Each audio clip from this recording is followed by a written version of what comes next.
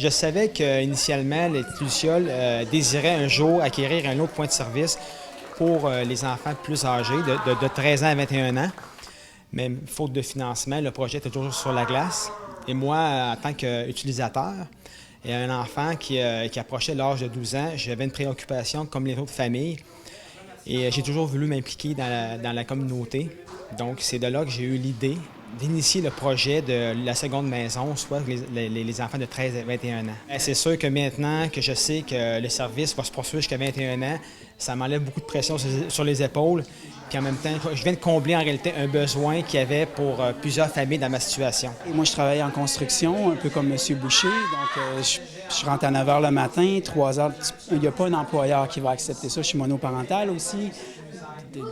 C'est moi qui ai la garde de Thomas jusqu'à ses 21 ans. Et puis, je me retrouvais devant elle, jour à main.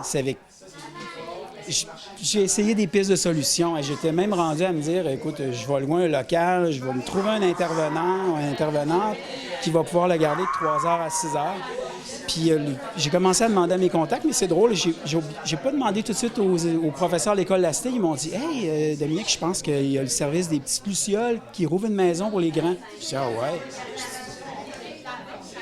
Moi, je l'ai su, je pense qu'on était le 9 ou 10 mars. J'avais plus de service. Là, ici, ça l'a ouvert le 4 mars.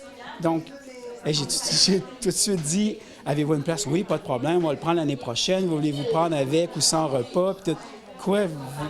C'est pas des farces, là, ça existe, puis vous avez une place. Parce que Thomas, il y a 18 ans, il y a encore 3 ans d'école. Puis après ça, tu sais, il y a des services au niveau du gouvernement, mais pour avoir un semblant de vie, ça prend des services de garde adaptés comme ça, où les intervenants sont formés, où c'est sécurisé.